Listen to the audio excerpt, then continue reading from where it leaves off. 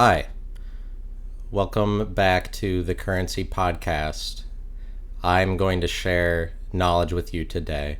I moved to Los Angeles. Let's cut to the chase. Um, why did I move here? Well, let me tell you, I guess just like, let me give you some insight about me just as a real person. You can be, I guess it's like you could see what I'm going to do. It's not really like an artistic thing. I don't really have an agenda. I just kind of do stuff that I want to do.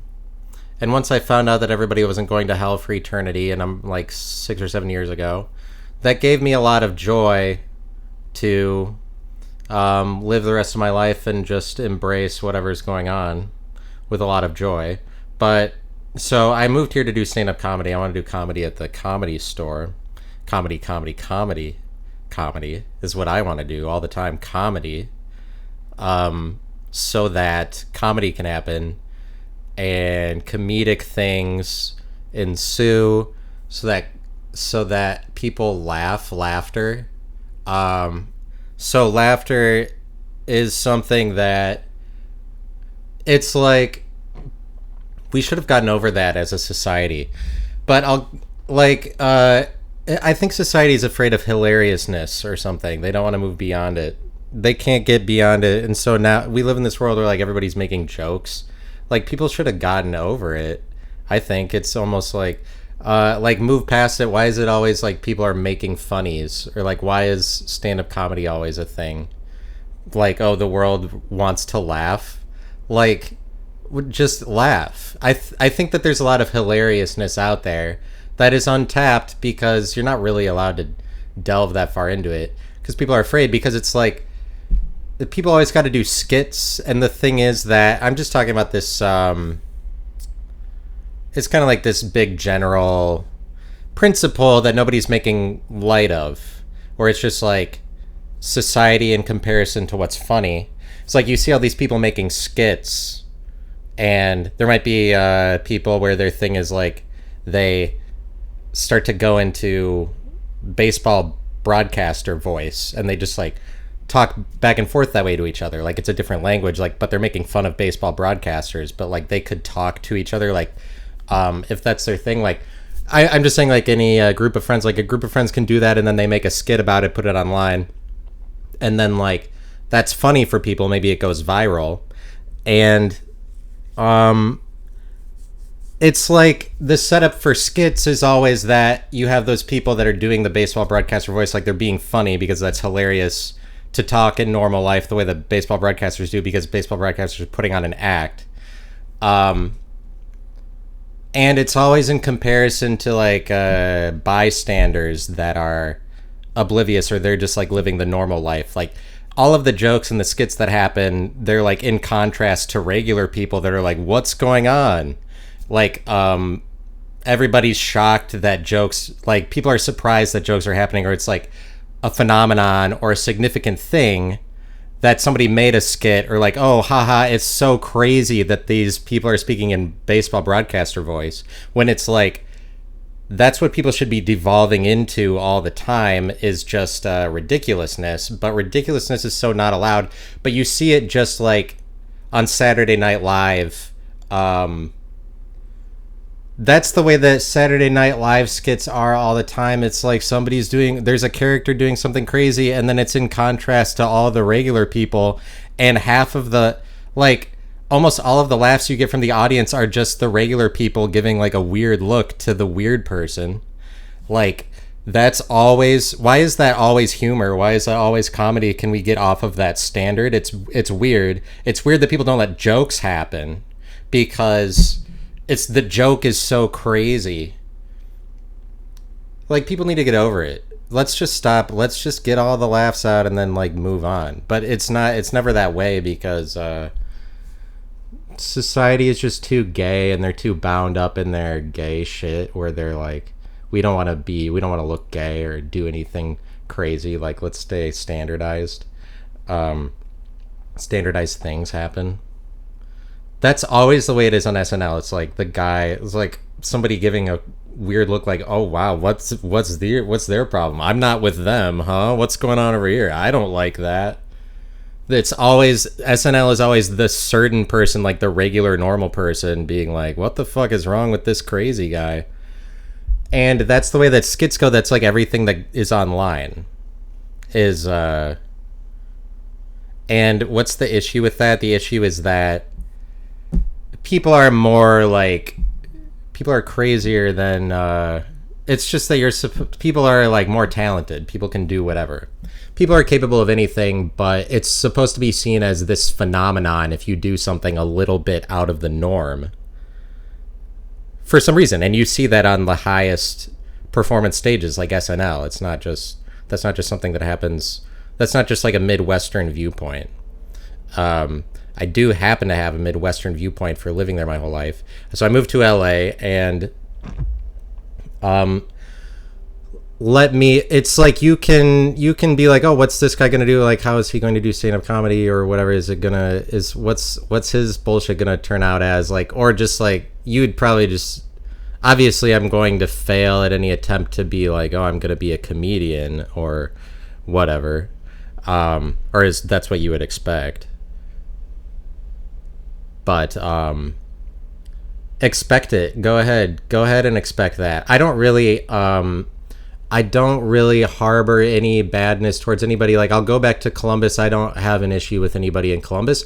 I don't have an issue with anyone in my family or whatever. I just wanted to do stand up at the Comedy Store because like it's maybe like I did enough drugs that I don't care about whatever, so I'm just kind of out here to have fun as long as I'm still alive. And Louis C.K. said this thing that I heard a couple weeks ago that I've thought about a lot. He said people get upset like, oh, why is Don Rickles gone? Why is Joan Rivers gone? Like these people, these greats that died, like it sucks that they're not here anymore. And like that's why things are so shitty now, or things are so whack. It's like all the like I wish that Joan Rivers was here or whatever. Just the people that died, like famous stars. Don Rickles. And Louis C.K. was like, yeah, well, those people had to die in order for time to move on. But it's like he's saying those people died and then that era ended.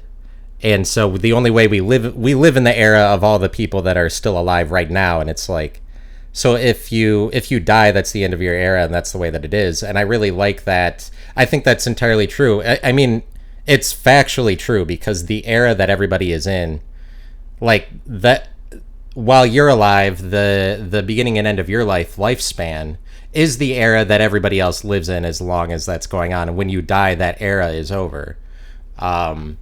This is why Eras is a really great name of a tour for Taylor Swift, probably. I mean, I don't know if she had all that in mind, but that's a great name of a tour. That's a very forward thinking, like she's on the right side of history, like very progressive, and that's part. You have to come up with a good name for your tour in order for it to generate like $2 billion or whatever. It can't, like, everything has to be right. You can't have like a crappy name.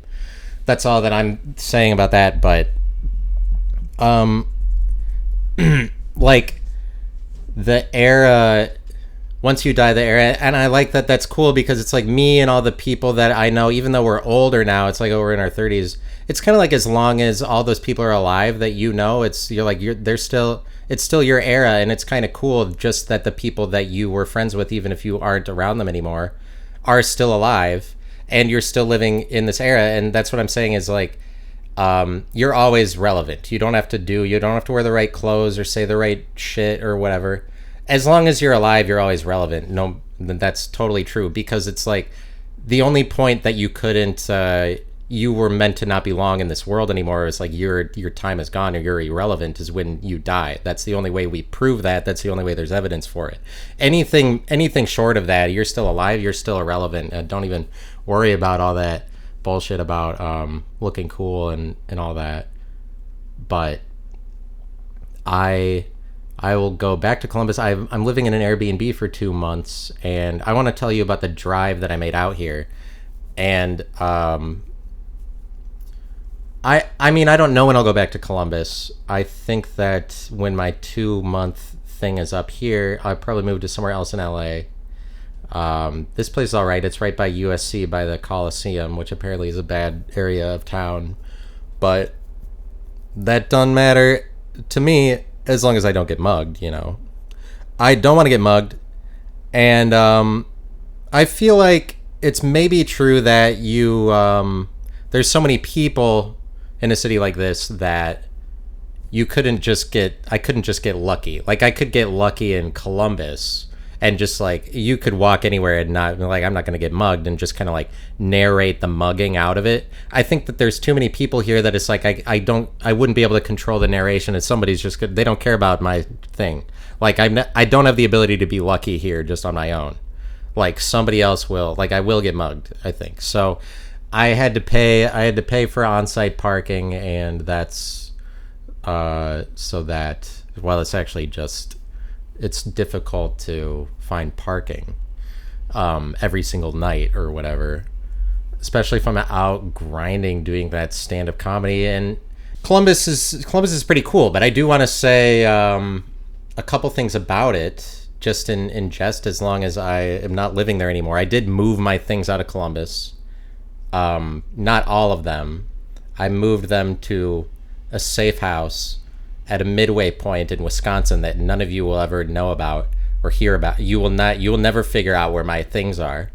They're hidden deep underground in a cave with Jeffrey Dahmer in Wisconsin.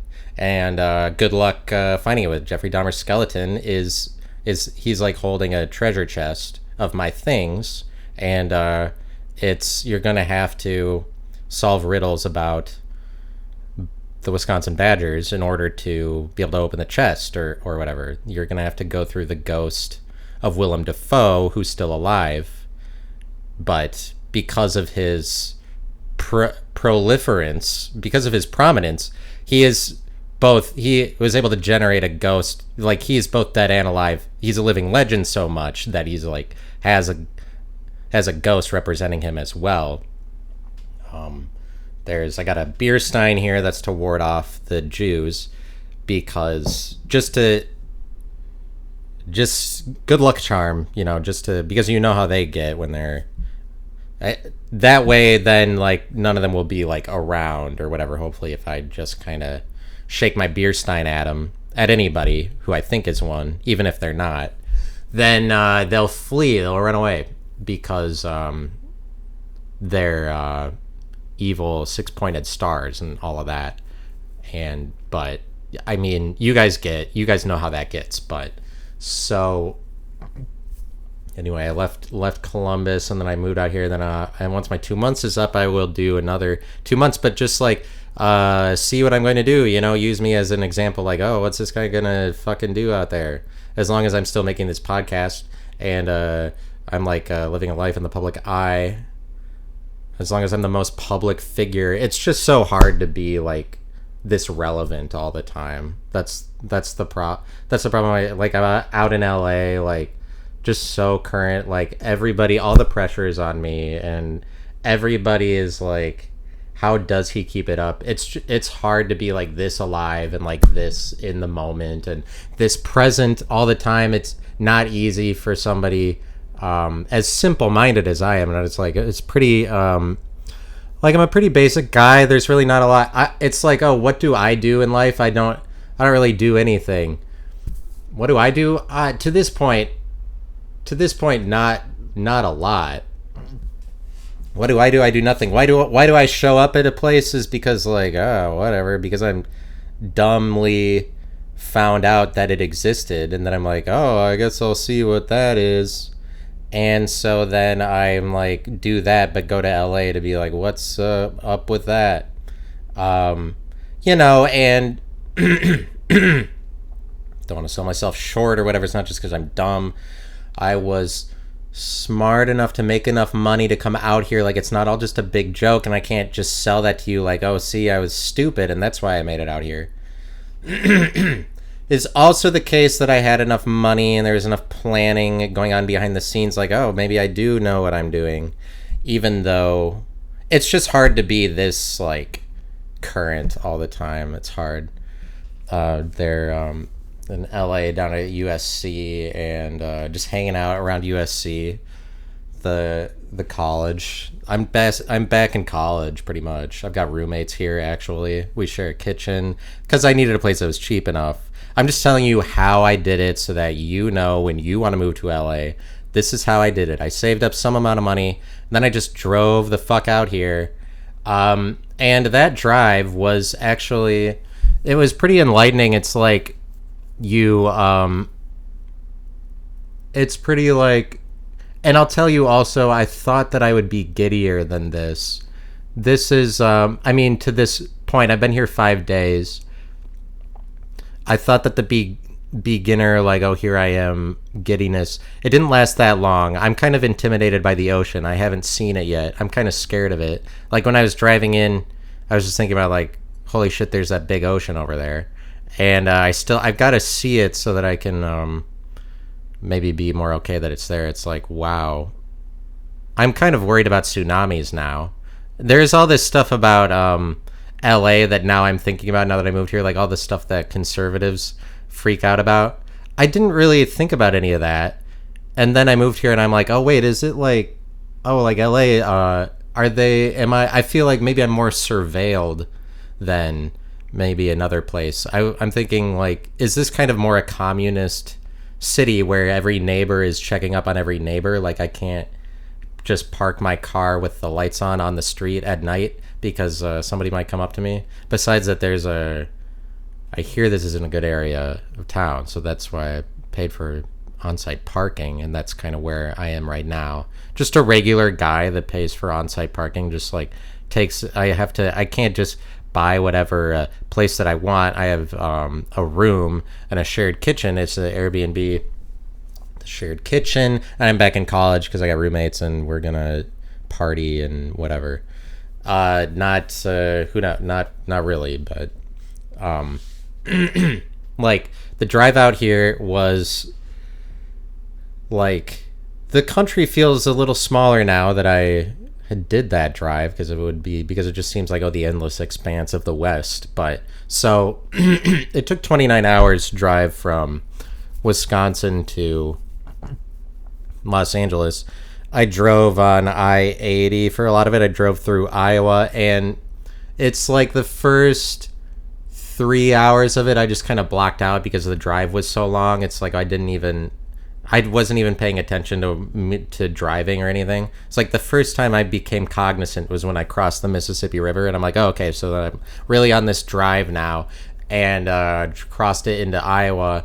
And Iowa, what I think about is that it's like, oh, there's a tinge of westernness to Iowa because everything west of the Mississippi, we consider that to be a western state in this country, no matter what. And it's like, oh, Iowa, I guess, is kind of a little bit western when you think about it. It's like just a hint of westernness. You have to classify it as that, even though nobody ever thinks about it like that. Minnesota would be even harder to be like, oh, that's a little bit western, but it's west of Mississippi, even though it's not entirely west of Mississippi, as Mississippi goes up in there. Mississippi impregnates Minnesota, goes all up in Minnesota's guts.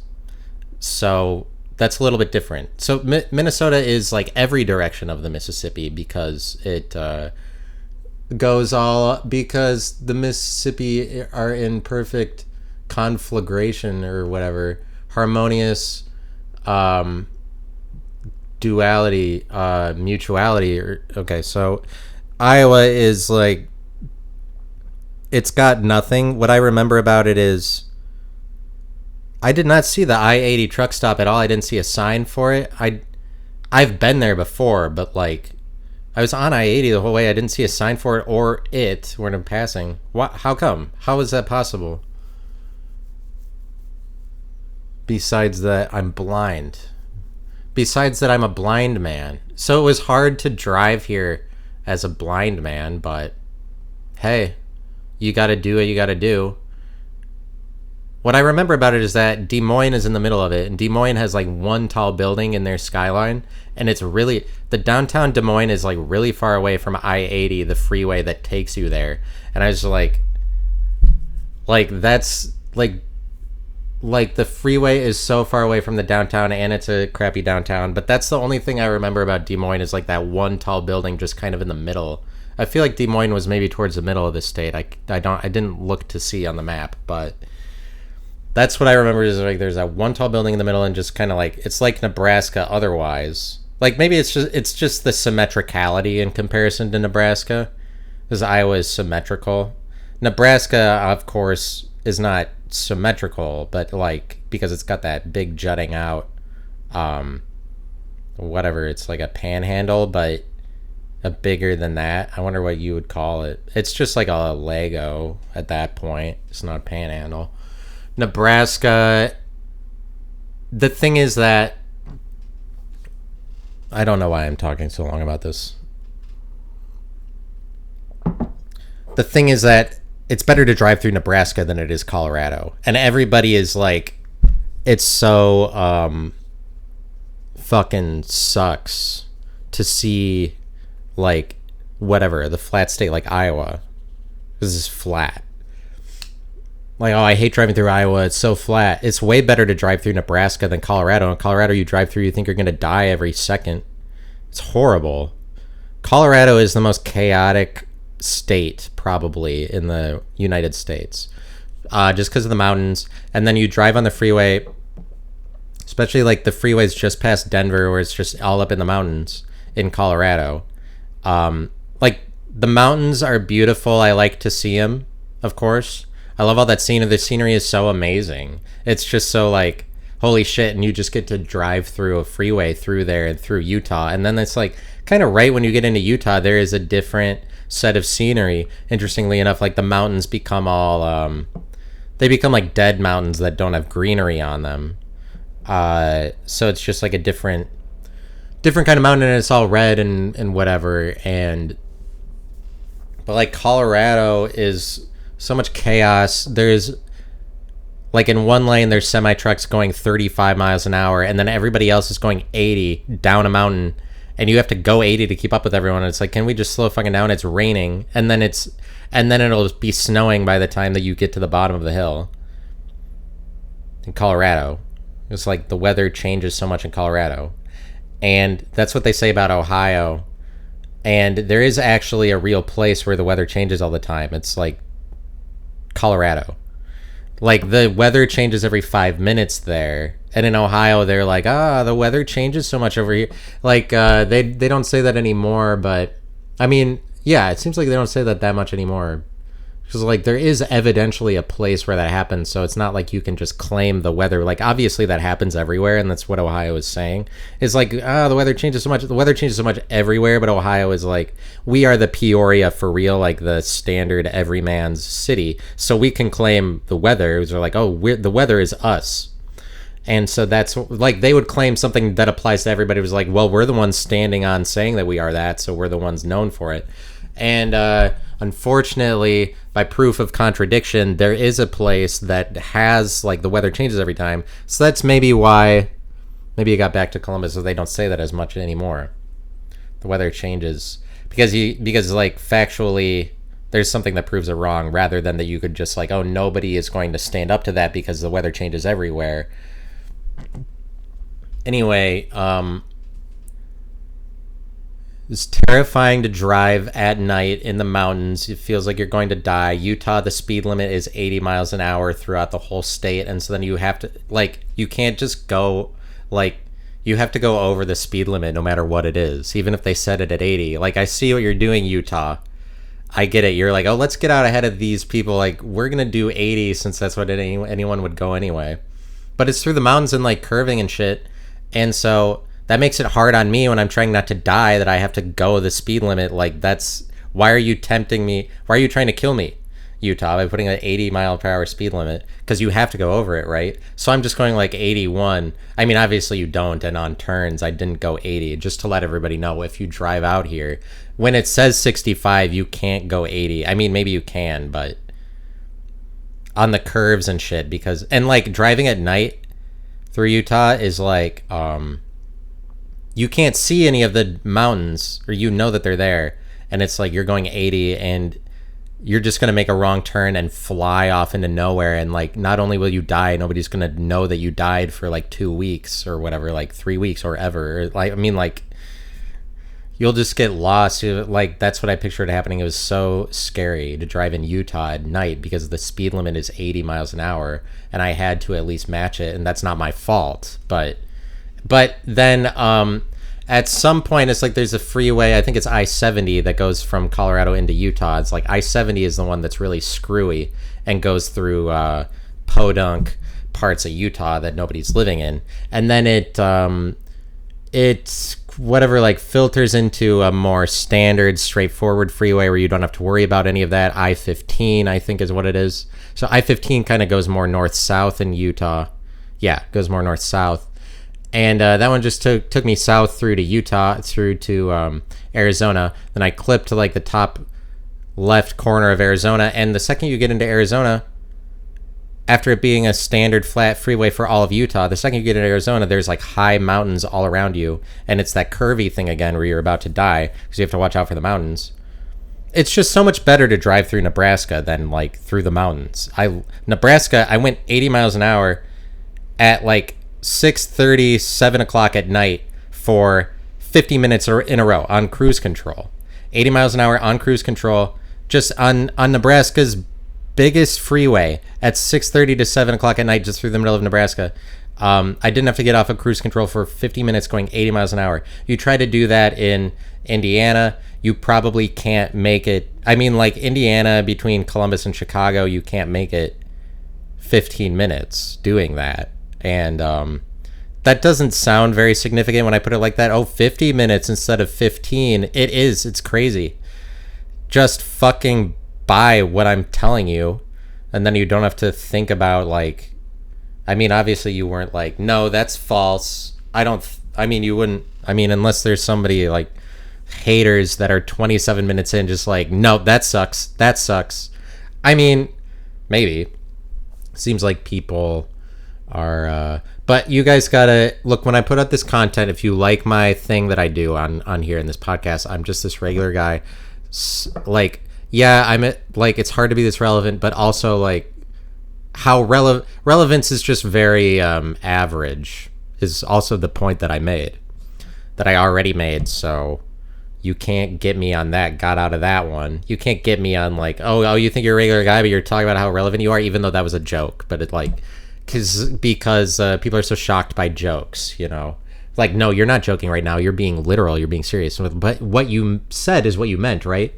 What is this thing that people got into? I think it's got to have something to do with the reversion back to conservatism, where people are like, let's harken back to the church, let's do Jesus again, because because Jesus is what's cool. And then like all these celebrities feel comfortable being like, hey, I'm a Christian or whatever. Like Shia LaBeouf is like, now that it's cool to be like, say that you're Christian, Shia LaBeouf is like saying the secret he's been keeping. But I mean, like, he was already a devout Catholic, but he couldn't say that for so many years. But now we live in conservative cultures. Like Shia LaBeouf and anybody who in Hollywood, because there's probably plenty of actors that have some sort of Christian thing. Any of them now, it is like relevant to be like, I'm a Christian and I love Jesus. That's just like relevant to do right at this minute. But what also is relevant that I'm saying is like taking everybody literally and be like, well, you're not joking right now. I mean, it seems like it, like sarcasm. When we go back the other way towards liberalism in however many years, sarcasm will come back again, the same as it did in the 90s. And then, like, in the 2000s, sarcasm was like all over the map. That was totally relevant and totally cool. But now it's literalism is cool. Like the thing that you mean is what you means is kind of what's cool now. It's not cool to not mean what you say now.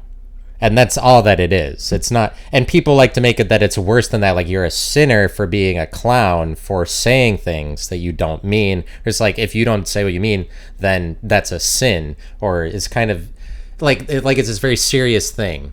If you are taking a joking approach, is the way that it gets when conservatives are like run the media. And I'm just saying, yeah, I'm a regular guy, just drove out here and whatever. What I was getting into was, if you like my thing, drop a like. I need to prove my haters wrong. The haters that are out there, they need to see people. They need to see me getting likes on this. It's for me. Yeah, I like likes, but it's for everyone. It's for the haters to see that I got a like, whatever. So that's all that I'm just saying. Hey, drop a like or whatever. I got your back if you're a fan of me, and whatever it is. Even though I'd move, even though most of the people I know are back in the Midwest, I'm like, haha, bye. It's not. I mean, obviously, I'm whatever trying to represent anybody that was a fan of what I'm doing. You can be a fan of me wherever location I am, and it's like if you were a fan of me, it's not like I was necessarily seeing you all the time or anything, but. So it doesn't matter that I moved to LA, but I don't need to defend myself. It's like, let me spend time defending myself on here when I'm the single principal character on screen. What a waste of time that is. Like, hey, wait a minute, as if I didn't orchestrate all of this. So, but I clipped Arizona. The second you get into Arizona, there's just like mountains all around, and Arizona's trying to impress you basically on their freeway, which is like flat in Utah all the time. And then you get in Arizona and there's fucking mountains right near the freeway. They put the freeway right through. Arizona had a choice probably where to put the freeway. They put it right next to all these fucking mountains, that like tall ass mountains that you hadn't seen for miles and miles and miles and miles and miles and miles. And Arizona's like, oh yeah, welcome to Arizona. So we got fucking mountains down here. Arizona's trying to impress you. And then I drove through Las Vegas at night, and that was the most beautiful thing that I saw. Yeah, I saw those mountains and those were great. Las Vegas at night is the most beautiful thing that I've seen. Is better than the mountains. It goes on. And I've been to Vegas before, and since I was last in Vegas, I feel like it's doubled in size. And that's the best thing to do. Probably, like, I got to drive through there at like 11:30 at night. And driving through it over just like seeing it on a plane is even better. And their freeway, the thing is that their freeway, unlike Des Moines, Iowa, it goes right by the strip, the main part of it. And I just thought before driving through Las Vegas, is like, I was not looking forward to it or anything, because I just thought that the freeway went well around the strip, or like probably got nowhere near that. The freeway goes right by all the shit in Vegas, and thank God that it does, because that's a part of the whole experience of like putting on the show. Like, good thing it does, and it does do that. Las Vegas is doing the right thing, and then I kept driving, made it to Los Angeles, and Los Angeles is like everything is kind of stylized in the right way. Like the license plates that have that cursive red California, that fits in with the surroundings, like the way that totally fits in with Los Angeles. And they've had that license plate for like 25 years at least, and it's still works today. Like, it fits in with the environment. When you see the California in cursive red on people's license plates, it's like totally matches the style. And I feel like I should get one. Maybe I don't know. Maybe I should get one, but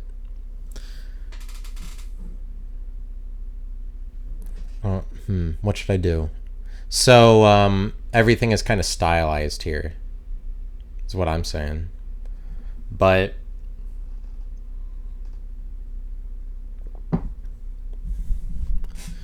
it's all good. Just follow my career path, drop a like so that the haters can see that I get likes. Whatever. You know me. I'm just you know, and it's whatever. It's like, oh, I never said I was that great at anything, but so don't make it that I did, and don't make it that I do. Maybe I should just make these episodes like a half an hour. Maybe I only got half an hour worth of shit to say, and then I gotta keep giving you filler. But okay, so Columbus. The thing is that Wisconsin played Ohio State in basketball a week before, like maybe 10 days before I left Columbus to move here, and Ohio State beat Wisconsin at home by like 15 points, and it wasn't that close of a game. And the point that I want to bring up about it, though, more than anything is that Bill Raftery was the commentator for the game. He was a sports broadcaster. Bill Raftery, college basketball broadcaster, longtime legend, and everybody loves him. And that's the problem, is that everybody loves Bill Raftery, and like too much. Nobody deserves that amount of praise. Something unrealistic is going on. Just, everybody endlessly respects Bill Raftery because he's so professional. Everybody loves him. And I just wanted to say I only heard the broadcast of the Ohio State-Wisconsin basketball game that he was broadcasting for like 15 minutes, but that was the most hateful broadcast I've ever heard anybody give. I've seen a lot of games. I've seen a lot of sports. That is the number one most hateful broadcasting that any broadcaster has ever done to one team. Bill Raftery against the Wisconsin Badgers. He is so biased and hateful against Wisconsin. He hates the Badgers. Go ahead and watch Wisconsin beating Kentucky in the Final Four in 2015 to make it to the championship. Bill Raftery was on the call. He was one of the people on the call with Jim Nantz and somebody else. And Bill Raftery was making digs at Wisconsin, talking shit about them the entire broadcast. You can watch it online because he hates the Badgers. And, like,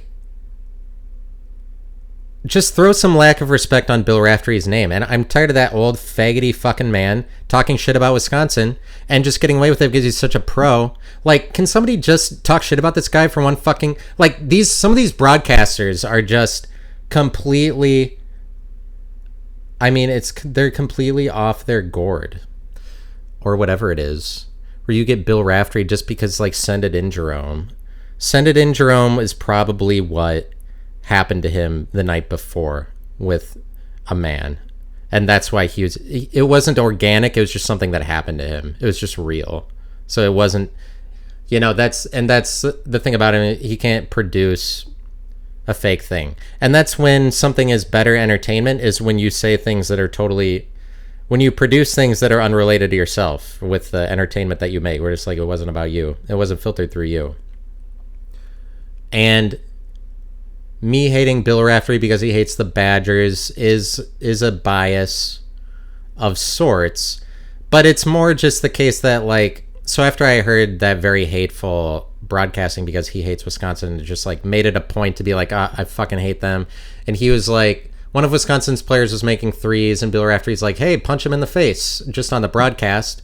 He's like, you gotta punch him, because he was mad that Wisconsin's player was making shots or like keeping them in the game because he hates them. And I guess he's just allowed to say that, and everyone's like, whatever, Bill Raftery is the best. And so I was going online later, and I was asking the chat GPT, like,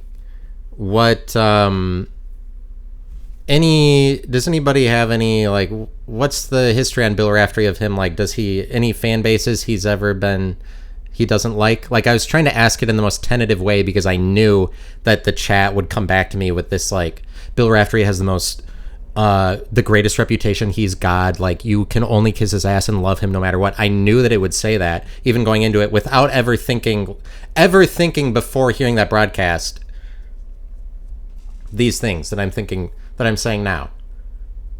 I knew, you know what the thing is? He's just one of these people that, like, gets, like, the respect is fake because it's just, you're supposed to respect him no matter what.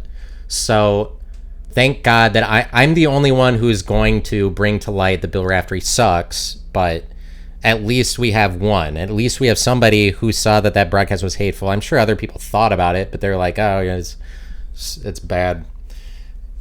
I mean, who cares if Bill Raftery hates Wisconsin? I obviously hate Bill Raftery for him hating Wisconsin, and it's not like I'm any more bitter or what. It's not like I'm any worse than Bill Raftery. It's just hate is not bitterness, and anger is not bitterness. It's just, it's just anger, and it doesn't persist, like, for a lot of people. For me, for example, I don't do bitterness. I did bitterness when I was in the church, because that was like, when I was in the church, I was like always trying to figure out why I didn't want the best for the people around me, where it's like they would succeed and I felt jealous. And then once I made it out of the church, I was like, I don't know what it was being in there, but like once I was out of there, I was like, now I can be happy for people around me, and it's like there isn't this high pressure situation. And I've basically, ever since I got out of the church, I haven't been bitter about anything the entire time. It's just been I'm joyful and happy that people aren't going to hell for eternity, enough that I'm just like, oh, whatever, I'll move to LA if I want. And that's pretty much what motivates that, in case you're wondering about the motivation. It's just like, oh, whatever, at least I'm still alive, and it's cool. It's kind of like having a near-death experience, or like, you know, something like I had a heart attack and I survived. It's like, it's just good to be here, you know, in a world that isn't so horrible that people are like going to hell for eternity. Because like I was like, oh, the world is just a horrendous place for so many years, and then found out that it actually isn't, and I feel alive, and that, thank God that I'm here, so that somebody's talking shit about Bill Raftery, that useless fucking moron. And so, like, I wonder why he hates Wisconsin. I don't really wonder why. He just doesn't like them. But there's a lot of broadcasters that there's a lot of them that talk shit about Wisconsin. And thank God, you watch that Wisconsin versus Kentucky game. Thank God that Jim Nantz was on the call. He was defending Wisconsin at every turn. Every lie that Bill Raftery created about Wisconsin, Jim Nantz is like, no, actually it was like this. And because Jim Nantz is like a real professional. And, you know, because it's not, I'm not saying like all broadcasters suck. I'm just saying the ones that suck do. And it's not like, the thing is that the reason that I don't like Shane Gillis is because is the thing I was mentioning before about comedy. So I was going to say something in so anyway, the thing I was saying about comedy is like, oh, the world doesn't allow jokes or something. It's like they won't devolve into, the joke is like, oh, that's in uncertain territory.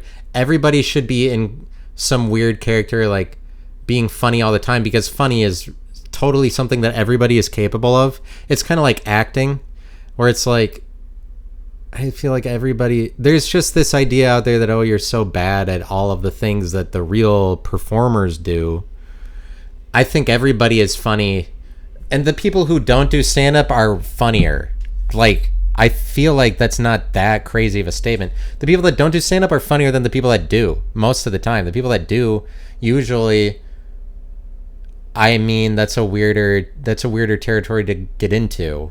And it's like, those people are kind of, I mean, a lot of times those people are just sick, or they're like, they need to be laughed at more. I mean, yeah, I mean, I don't know. No. But it's just like, professionally speaking, you are funnier if you go on stage and you make people laugh, and like that's what qualifies you to be funnier. But it's like, we make funny this authoritative thing where it's like, oh, you have the authority to be that. But I'm just talking about actual funniness that doesn't make you money. Because real funny makes you money, or whatever. It sells tickets. Like, actually, fake funny sells tickets. Real funny is just like everybody that you know is funnier. Like, there's so many people and whatever experiences, people that don't do stand-up comedy, that they're all funnier. Or like a text chain at work is like people saying funny things all the time, and all of that shit is funny, and it's just as funny as anything you'd hear at a comedy club. But it's like everybody is kind of capable of being funny. That's why I don't like Shane Gillis, because when somebody is able to capture that much of the market in terms of being funny, it's just so superficial that it's like he's putting out some sort of product that appeals to lots of people, when comedy is that subjective. If that many people like you, there's just something fake about it. And I feel that way because that's who I used to be. I feel like I used to be able to capture a large percentage of the market just with the way that I acted, and I kind of lost sight of that, because now I have to be real and be myself, or whatever, and that's really not that funny. It's just, when you get that many people in an area like comedy, where it's like, I feel like everybody's capable of being funny, I don't like it. It's a lie that many people would agree that one person is funny. And even if it's not a lie, like, that is happening in reality, it's not a thing. I don't like that kind of comedy, that whatever that entails, like whatever's going on, like, it's not funny. even if it's real, it's not actually funny. I just don't think he's funny. Because you're just, it would have to not actually be funny for you to get that many people to get on board with it. But like I want to say about Columbus that it's a pretty moral place and it's pretty family friendly. Like they like the Buckeyes, and the families love the Buckeyes. They don't like that. It doesn't work that way in Wisconsin for the Badgers. There aren't like families don't like the Badgers. It's more just like the dad likes the Badgers. But in Ohio State, it's like the whole family likes it. And Columbus is a really family friendly place, and it's a moral place, and it's a Christian place, and it's named after Christopher Columbus, who is like big time Christian, and probably maybe like the second, he's probably top 3 most important people in history, where number 1 is Jesus. Number 2 most important figure in history might be Christopher Columbus. I mean, besides Hitler, but Hitler has not been long enough that we can like know for sure. Christopher Columbus has been 500 plus years, and we're still like, holy shit, Christopher Columbus. So he is maybe like the second or third most important figure in all of history, and that you name your city after that, that is superior shit. And I think that that's why the Buckeyes win all the time, is because they're in a city named after the second most important figure in history in a world that pretty much only gives a fuck about stories and like loves history, loves Jesus, or Jesus. Christianity, history is so like, conservatives love the past and they love history. They don't like the future. They don't like progressivism is like whatever's happening in the future. They're like they don't like uncertainty. They like what's contained, what's conserved, what's already known, what's certain. And so conservatives are more for the past, and they love history. They love Jesus, like, and Jesus and the Bible. Everything that's in the Bible is very like in the past, and Jesus is so in the past, and they like to pretend that he's in the future, but that's kind of the lie, is that like, oh, see, we're relevant into the future because Jesus is coming back in the future, even though, so they like have this fake claim to the future because they get to tell everybody like, oh, Jesus is happening later on too, even though even though that's never going to happen. But that's just part of the story that everybody in the entire world is contained in.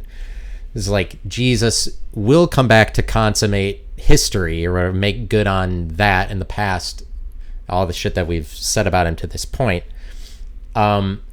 Christopher Columbus, city is named after Columbus, and the thing is that when you name yourself directly after it, you are subscribing to a more supreme level. That's higher risk. That's more difficult to do, because Columbus is such an important figure, because he's like so, I mean, established in history, such a standard, so accomplished. How accomplished is Christopher Columbus? You name your city after that, because there's all these other places in the Western Hemisphere that they try to skirt around it. They name themselves Columbia or Columbia, because there's Columbia, South Carolina, or just, variations of it. But Columbus, Ohio is like Columbus directly, and that it's the same and that is just like you're subscribing to something higher. That's more difficult, and like they're able to pull it off or whatever. It's like a thriving, successful city. That's got to be why the Buckeyes win so much at football, the sport that America cares about the most. Probably the most, I mean, maybe besides soccer, it's probably the most important sport in the Western Hemisphere. American football versus soccer is probably close. Most important sport in the most important sport in the Western Hemisphere is soccer, but because you got all of South America. But like American football, it's part of the secret of the Buckeye success is that they're in a city named after Christopher Columbus. I'm just the titles mean something a lot, and something happens where it's like if you name yourself after a last name, if your last name is a first name exactly rather than something that tries to skirt around it, you are also subscribing to something higher. And I happen to have the belief that you had some choice over what your name was going to be going into this life. And now I'm saying, let me clear this up right away. Whatever shit I'm talking about here, it is not about me. It's not about me. You can interpret it that way, and people will, no matter what. It's like, I'm saying this, and I'm just speaking myself through these characters, and I do that to some degree, but it's not about me. And when I say that, when you name yourself after a first name, you're subscribing to something higher. It's kind of like Logan Paul or Jake Paul. No offense. I mean, they're successful, and obviously people hate them. But your last name is Paul, the first name, that's just like, you're going for something crazier and people are going to hate you more. You're going for something just more direct, where it's like the last name David, for example, there's all these variations of it, or people last names that they use, like Davidson or Davison or Davis, because they skirt around. Nobody wants to use the last name David. But Red Bar, there's this guy who's pretty much the kingpin of podcasting. His name is Mike Red Bar, but his real name is Mike David. David is his last name, and it's like basically nobody goes to the length of their last name is just the first name David, straightforward. But if that does happen to you, you're subscribing to something higher. And that's just the way that it works. If you're going for Davidson, you're just like, you're taking the pressure off of yourself a lot more. Columbus, they're putting the pressure on themselves a lot easier, just like direct. And so my last name is Connor, and that's a first name. That's not the same thing. I wouldn't say, because Connor was a last name first. It's supposed to be a last name, but it's just one of those last names that, like Tucker or something, that shouldn't have really become a first name. Whereas like, it should be a last name. Where it's like all these people were being trendy and now it's the trend. And so like maybe in 100 years, it would be like, maybe in 100 years, Connor is only a first name and not a last name. Like maybe it's dying out as a last name. Who knows? I think it's pretty big right now, but it got attacked through media. The last name Connor has been really attacked because of like Roseanne and whatever, like the Connors. They made the TV show, The Connors. Like most last names don't get a TV show named after them or whatever. It's like that's up in lights, but that's like the media kind of trolling you or slowing you down a little bit if they name something after the thing, like the name, like when they named the show Dallas, and that came out in the 80s, and Dallas kind of peaked in like the 80s and 90s. But it's like, if you are doing something big enough, there's like Connor is something that the surrounding culture needed to make light of, apparently. But it's not just Roseanne Barr, it's the Terminator. Like, why is Connor such a prominent figure in like TV and movies, more so than other last names that just like appeared a couple places? It's something that society needs to make light of for whatever reason. Or it's that they are making light of it at that time, and that speaks to like, that's when you see that thing is peaking, is like when it's like for national media shows, like whatever that Roseanne show, or like the Connors one that came out recently that I think is like literally called The Connors, or the Terminator. That's like when the Terminator and that shit comes out, that's when that thing is peaking, because it's like for the national media has come to the point where they like need to engage with it. Same as like abortion or whatever, even though abortion is just such a phenomenon that it's been peaking for like as a political issue for however many years, but it's still probably past its peak. Abortion at this point, we've probably mostly gotten past where like the height of it, the zenith of its thing is gone. But what I want to say is that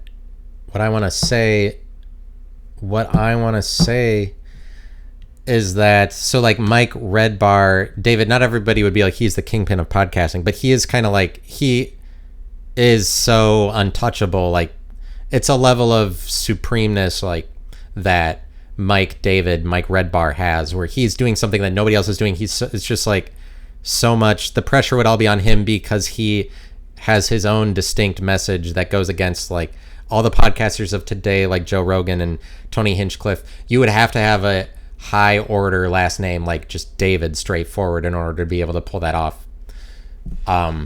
Literally. And then you see like Shia LaBeouf, and this is just a point I'm making about names, is like Shia LaBeouf, what's the deal with him is that he has a very weird name.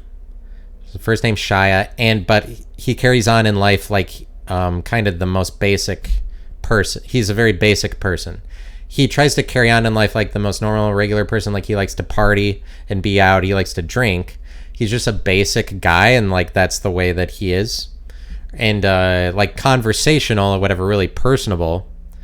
And because he has the name Shia LaBeouf, that makes it, people can't handle it, and they gotta act like he's in trouble all the time. They gotta put shit on him that isn't there, because it's like you're not allowed. You're supposed to be. You're acting like you're this big thing because your name is that Shia LaBeouf. You're walking around as that, but then you're trying to act like, oh, you're just a man of the people and all this. Like, so society comes to him and they got to tell him like, oh, you're in trouble. And Jimmy Kimmel has got to act like, oh, the shit you're doing is just for the sake of a story. And that's what that's what he'll say to him is like, oh, you just did that, like you got arrested just so you could have a story to tell about it. Is this fucking bullshit lie, as if people aren't just out here doing things that they want to do.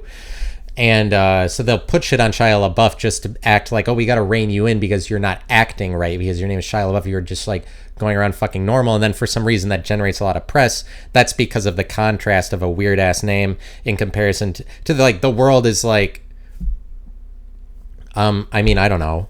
They got to act like they probably want him to be gayer than he is, or just like, that when you question him on the shit he's doing, that it turns out that he's a fraud, probably. I would imagine. And yeah, I do it's like, oh, maybe I'm trying to speak to my own situation by saying Shia LaBeouf or whatever.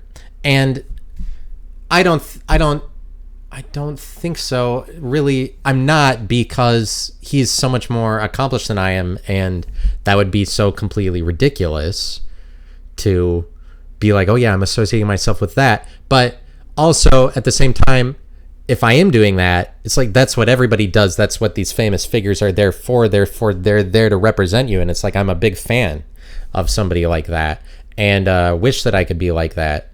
You know, I'm like one of the screaming girls outside of a like Justin Bieber or One Direction. Like for these people, that's why I was like, oh, they like, I literally it's cool that they do that. Celebrities are celebrities. That's my opinion. It's cool that they're that big, and I wish I was cool like them. That's what those people are there for.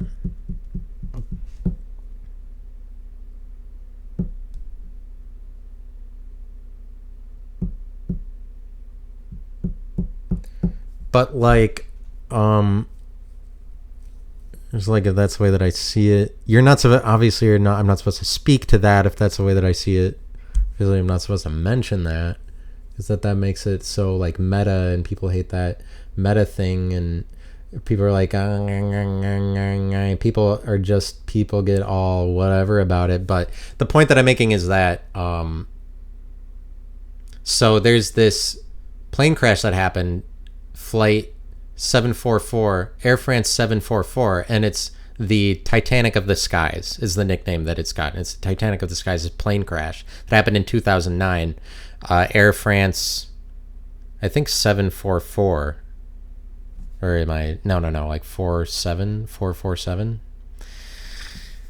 Anyway, it was going from Rio de Janeiro to France. It's going from Brazil to France, and then at 2 a.m, in the middle of the Atlantic, in the nighttime, in the middle of a storm, it fell 35,000 feet out of the air, just straight down, crashed into the ocean. And there was not really anything wrong with the plane. It was just due to pilot error. It was just 3 pilots that had a communication disaster, and like that were just acting stupid, and like it was just due to pilot error, and just like, totally everybody's worst case scenario, crashing into a deep part of the Atlantic Ocean is where the plane went to. So just like all the most horrific things you could think of when flying on a plane. And this plane crashed because, so they had 3 pilots on board. One of them went to the back because they take shifts to like go to sleep or whatever. One of them left the cockpit to go on his sleeping shift, and then, or something like that. And then the other 2 were in the cockpit like right about the time that this guy left, there were some issues where it's like they're going through a storm, and so there was some sort of issue where the plane wasn't picking up all the data that it should because of like the pitot tubes on the outside needed to pick up some sort of data, and like the storm was preventing it. But it's like a common enough occurrence. But one of the pilots reacted by pulling all this bullshit that made the plane like go up in the air. And basically, one of the pilots was making the wrong moves, and it caused the plane to stall at 35,000 feet. So that like it's stalling because it was going too straight up in the air that it would be able to keep going. And so then it's just started like falling straight down, whatever. So the plane starts to stall at 35,000 feet, and it's just going straight down. And the two pilots that are in there, they're like, we don't know what the fuck to do. And there's a stall warning going on in the cockpit where there's a audible thing going off over and over again right in the cockpit, going stall, stall, over and over, stall, stall, and they don't figure out that the plane is stalling, even though it's telling them right there. And the other pilot rushes into the cockpit as they're falling 35,000 feet, and he's like, what's going on? And the pilots are like, we have no idea what's happening. So this guy has to like try to figure out, just coming in cold, like what the fuck did they do?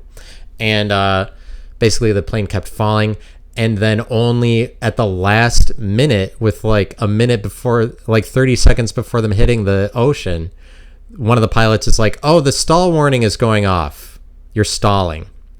And then, but at that point, so they're like, oh, bring it out of the stall, you have to whatever, do these maneuvers. But at that point, they were just barely too close to the ocean that they couldn't pull out of it, or they crashed in the ocean. But one of the pilots that was in the cockpit, his last name was Robert, not Roberts, not Robertson. And Robert is a name meaning like glory or something like that. Let me see what it means, and cut this out. Let me see what the name Robert means. But that it's one of those things where if your first name is if your last name is just the first name, because we don't see that very much. Oh, just Robert is your last name. It's supposed to be Roberts, because if it's Roberts, then you're a regular person. If it's Robert, you're subscribing to something higher. Like, for sure, that's just the way that it works. It's not a theory. That's just a fact. It means, so Robert, the name means fame bright, glory bright, godlike bright. And this is the guy who was at the controls of the Titanic of the skies. He has achieved, and that's, no other plane is going to get that nickname. And you know how big the Titanic is. It's only, and so he lived up to his last name. Glory bright, his last name is Robert. He got all that fame. He will be famous forever for being the engineer of the Titanic of the skies. He's one of the pilots in the cockpit. And when I see that, when I because I love plane crashes, and I was thinking about this plane crash, and I just went to look up, like, oh, I wonder what the names of the pilots are, if that could clue me in on anything that happened. Sure enough, one of them had this weird thing where their last name was just Robert, and Robert means, as we've seen, what it means. And I see that, I'm like, oh, well, look no further. Now we know. That's all that you need to know about why that plane went into the ocean. Because like, people have to live up to their last names. They have to be that every single day. What else are you doing on the earth? What else are you doing? I mean, if you don't live up to the last name,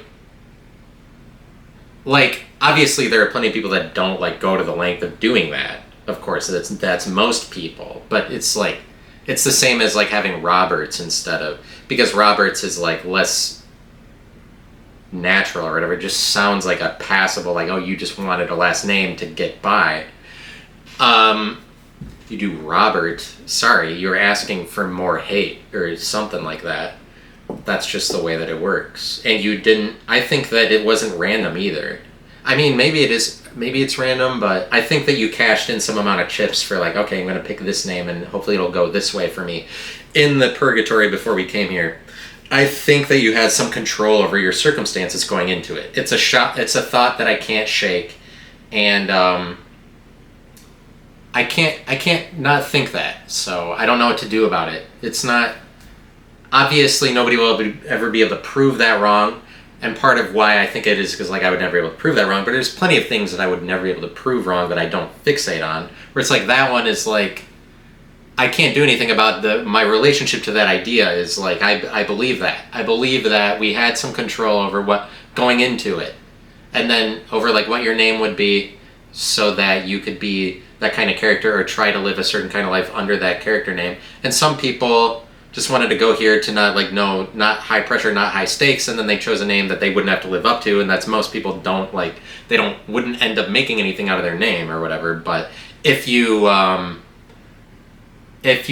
to be like, but people do no matter what anyway. They can't escape from it because you have to be that every day. So like you do end up living up to it. It's just like there's more discreet ways of going about it that nobody would ever be able to tie you to that. But people are living up to it no matter what.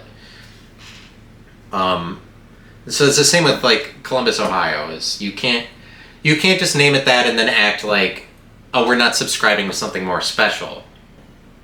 Where it's like that movie, whatever, Ready Player One, where they're like, in the future, Columbus is the biggest city ever. It could be that way just because of eras, just because we're living in the Jesus era. Jesus era makes it that history is one of the biggest enterprises, literally, and a very, very underrated enterprise. Where it's like we make so much out of that, and everybody who's being big or whatever, Don Rickles and the likes, Jimmy Fallon, anyone who's being big, it's like, I mean, the rest of us, unfortunately, it ends up turning out as you were just a character in a very long story, in a very long con. The story is, Jesus' story as far as like bookends, like beginning to end, and then you had an era, you had a chapter within it where your bookends were, and it's just a big ass long story. So when you get Columbus and he's just so much an integrated, established part of the big story that everybody, that's like history is the one that we all agree on more than any, and in a world that's looking for like what makes you successful is if you have a very believable story, if you're credible, if there's a lot of security and safety that we could invest money, time, and energy into you, because we believe in your story and enough people could believe in your story, not just that people believe in it, but the potential believability or whatever, the potential certainty. So much money is made off of security. That's why Amazon has to fire anybody who breaks a couple rules, more and more so. Because Amazon, you see how good they are at making money. It's because they realize that security is what makes you money. That's why you should invest in Bitcoin over any other one. That's why Bitcoin keeps being big, even though it's not the greatest function even though there's other cryptocurrencies that do much more functionally impressive things and are more capable and more technologically advanced. Bitcoin is the most secure because it's just like the most believable story. That's why the most money is in that one. You can always bank on this established, like Christopher Columbus, like no matter what in America, as long as America is a thing, as long as Jesus is a thing, Christopher Columbus is going to be a thing because history. And so whatever, it's a Christian kind of city, and I would say what comes along with that is gay as well, because Christian, gay, they go hand in hand. You have a certain Christian versus gay dynamic, I would say, in the city. What a gay city. It's a Christian city and a gay city, Columbus. Because you invite that kind of like, I mean, I'm not going to go into that now, but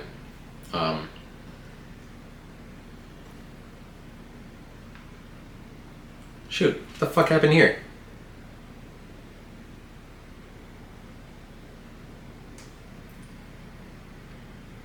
Well, anyway, looks like I lost some of the audio past a certain point on here. It's not my fault. I'm not a fuck up. First of all, I'm not a fuck up. But I would do well to be more of a fuck up or allow people to make fun of me more. I need to work on being made fun of more. I'll admit it. I'm sorry.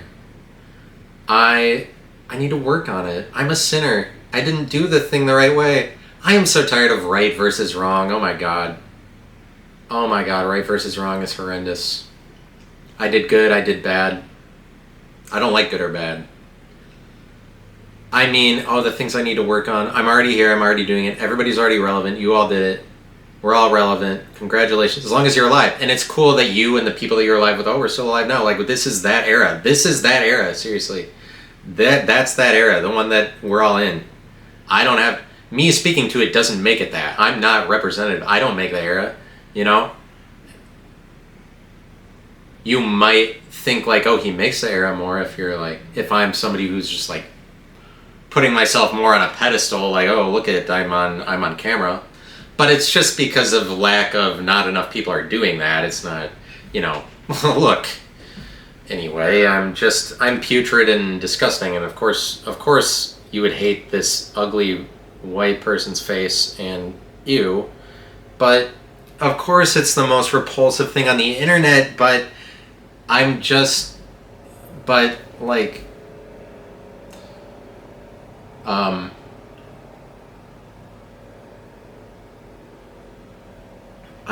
it is the era. That is that era. We're in that era. This is that era. Doesn't matter. It's not, I'm not doing it, you're not doing it. It's just that's what you're living in. You are so relevant. You're not loved, necessarily, or hated, or anything. Who knows if you're loved, but you are relevant. Welcome to Relevance. Subscribe to Relevance. Subscribe to me. Thank you. This has been the Currency Podcast. Like and subscribe. And keep being alive. Sayonara.